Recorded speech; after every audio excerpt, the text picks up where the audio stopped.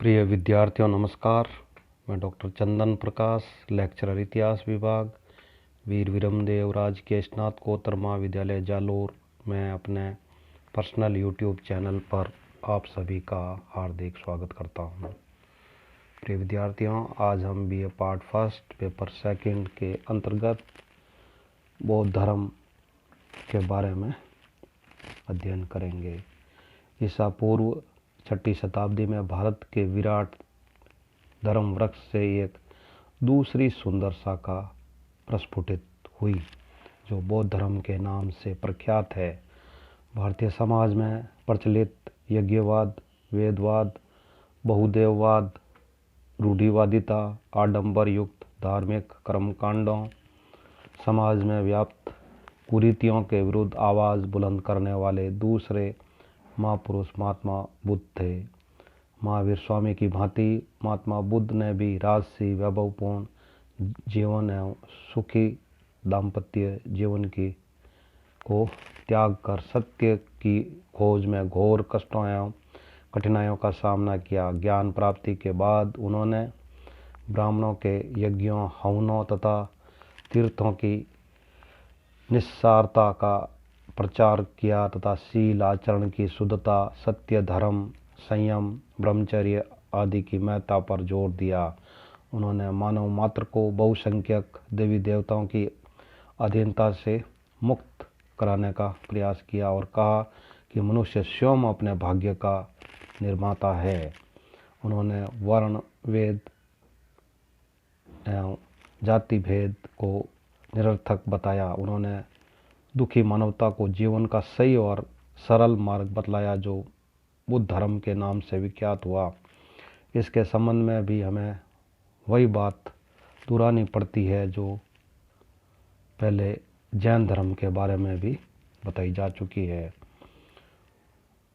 वह यह है कि महात्मा बुद्ध की शिक्षाओं को एक नए धर्म की संज्ञा देना भूल होगी। इस कथन की पुष्टि भी उन्हीं पंक्तियों द्वारा होती है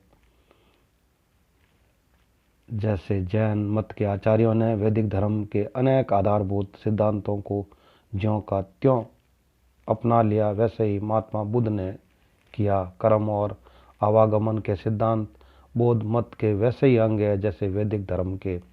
महात्मा बुद्ध ने वर्ण व्यवस्था का इसके अतिरिक्त कोई विरोध नहीं किया कि कर्म ही वर्ण का आधार है, न कि जन्म।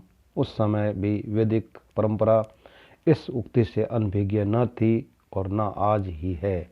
अन्य सामाजिक रीतियों और परंपराओं जैसे विविध गृह संस्कार आदि का विरोध महात्मा बुद्ध ने या उसके अनुयायियों ने कभी नहीं किया। हाँ, जैनियों के समान महात्मा बुद्ध ने भी वेदों को अपौरुषेय और देवी ज्ञान का भंडार नहीं माना। इससे स्पष्ट हो जाता है कि बौद्ध धर्म भी अन्य संप्रदायों के समान ही भारतीय धर्म संस्थान की परिधि में उदित हुआ तथा विदेशी विद्वानों की अनभिज्ञता से तथा कुछ ऐतिहासिक कारणों से यह भ्रम प्रचलित हो गया कि बौद्ध धर्म एक नया धर्म था जो वैदिक धर्म के विरोध में समकालीन क्षत्रियों द्वारा संस्थापित किया गया था। महात्मा बुद्ध की जीवनी। बौद्ध धर्म के संस्थापक गौतम बुद्ध का जन्म शाक्य कुल में हुआ था, इसलिए उन्हें शाक्य मुनि भी कहा जाता है। इनके पिता शुद्धोदन शाक्य गणराज्य के प्रधान थे। शाक्यों का गणराज्य उत्तर पूर्वी सीमा पर हिमालय की तराई में स्थित था तथा कपिलवस्तु इस गणराज्य की राजधानी थी। कपिलवस्तु देवदह के मध्य नेपाल राज्य की तराई में आज के नौतनवा स्टेशन से 8 मील पश्चिम में रुमनदेई नामक स्थान है। वहाँ उस युग में लुम्बिनी नामक वन था। बौद्ध सूत्रों के अनुसार ईसा से 563 वर्ष पूर्व कपिलवस्तु के राजा शुद्धोदन की महारानी माया देवी अपने पिता के घर आ रही थी। रास्ते में लुम्बिनी वन में वैशाख मास की पूर्णिमा को उसने एक बालक को जन्म दिया जिसका नाम सिद्धार्थ रखा गया। सिद्धार्थ के जन्म के 1 सप्ताह पश्चात ही उनकी माता का स्वर्गवास हो गया। अतः सिद्धार्थ का पालन पोषण उसकी मौसी एवं विमाता प्रजापति गौतमी ने किया। बाल्यावस्था से ही सिद्धार्थ विचारवान, करुणावान एवं एकांत प्रिय थे। संसार के लोगों को कष्टों में देखकर उनका हृदय दया से भर जाता था। यद्यपि इनके पिता शुद्धोधन ने उन्हें संसारी बनाने के लिए सभी प्रकार की क्षत्रियोचित शिक्षा दीक्षा दिलवाई तथा उन्हें विलासिता की हर वस्तु की सामग्री उपलब्ध कराई, फिर भी सिद्धार्थ का मन इन सांसारिक बातों में नहीं लग सका।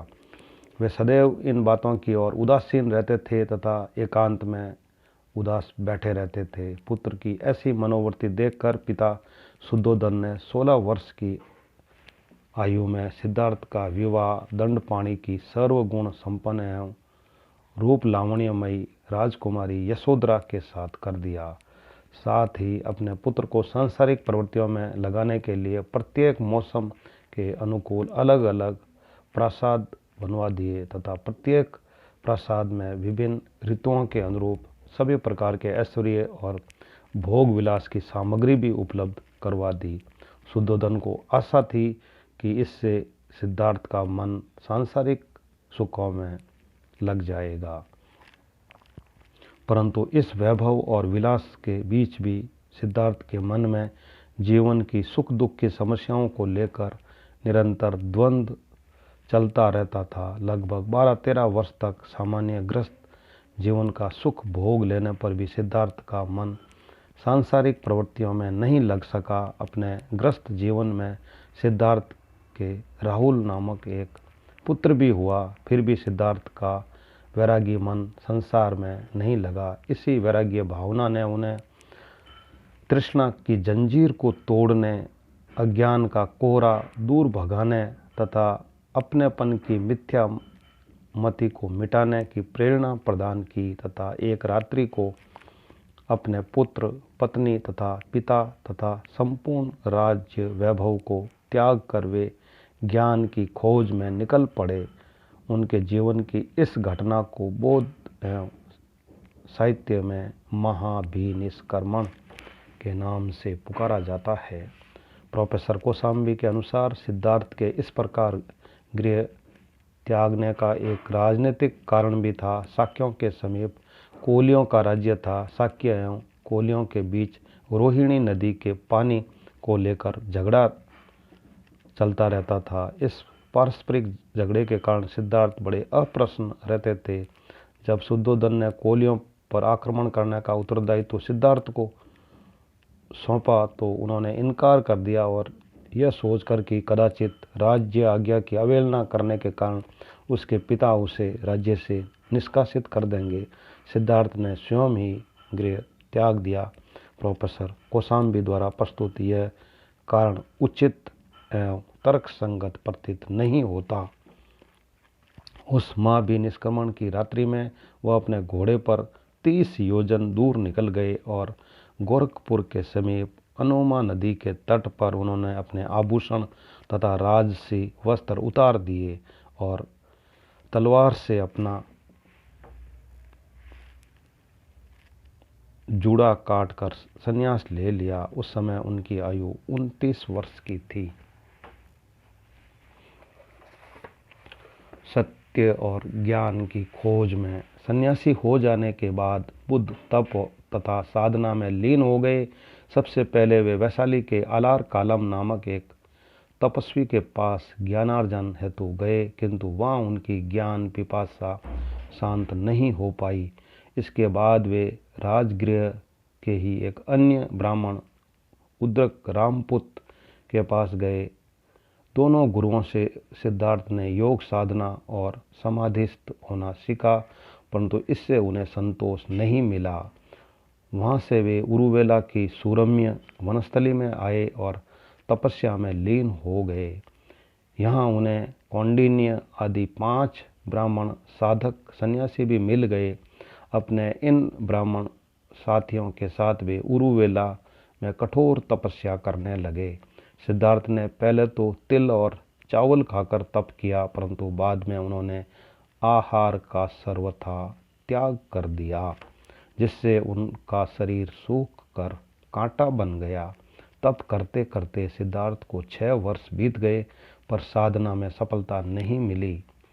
ऐसी जनश्रुति है कि एक दिन नगर की कुछ स्त्रियां गीत गाती हुई उस ओर से निकली जहां सिद्धार्थ तपस्यारत थे।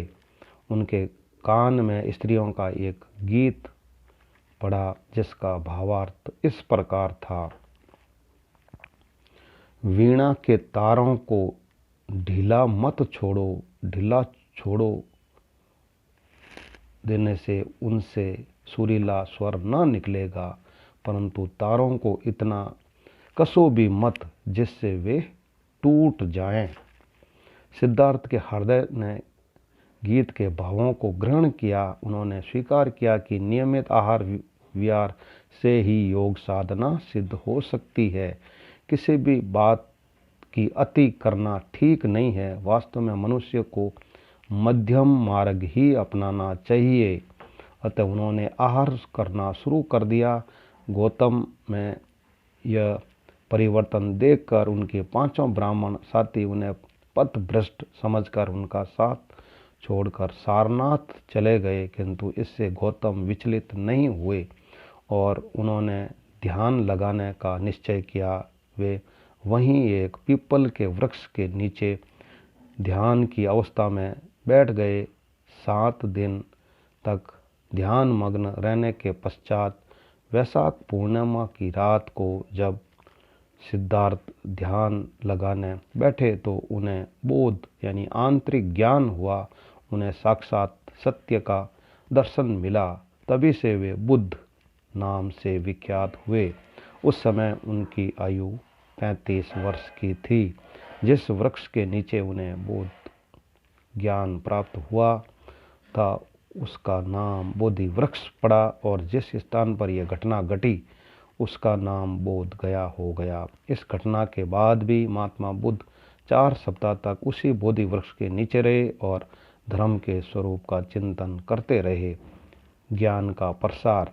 ज्ञान प्राप्ति के पश्चात सबसे पहले बोध गया में ही बुद्ध ने अपने ज्ञान उपदेश तपस्यु और मलिक नामक 2 बंजारों को दिया।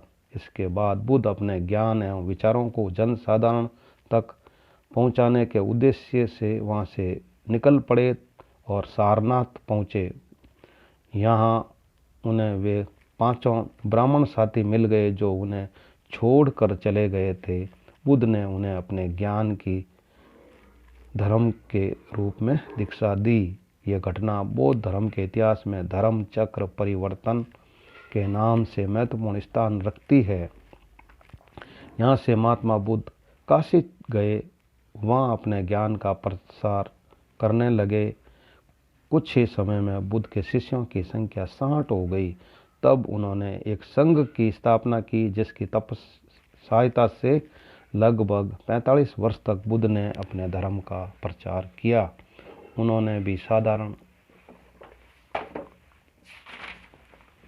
बोलचाल की भाषा को अपनाया तथा जाति पाति और ऊंच नीच की भावना से दूर रहते हुए सभी को उपदेश दिया। कौशल के राजा प्रसेनजित तथा मगध के बिंबिसार और अजातशत्रु, वैशाली की सुप्रसिद्ध गणिका आम्रपाली, स्वयं बुद्ध के पिता शुद्धोधन तथा पुत्र राहुल ने भी उनके धर्म को स्वीकार कर लिया।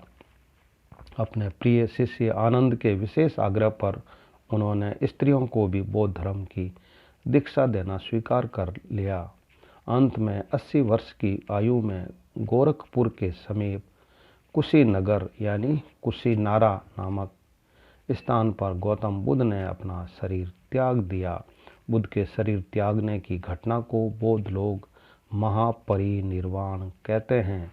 उनका अंतिम उपदेश था, हे भिक्षुओं, तुम आत्मदीप बनकर विचरो। तुम अपनी ही शरण में जाओ, किसी अन्य का सहारा मत ढूंढो। केवल धर्म को अपना दीपक बनाओ, केवल धर्म की शरण में जाओ। प्रिय विद्यार्थियों, इस प्रकार आज हमने बौद्ध धर्म एवं गौतम बुद्ध के जीवनी का अध्ययन किया है। Very very thanks.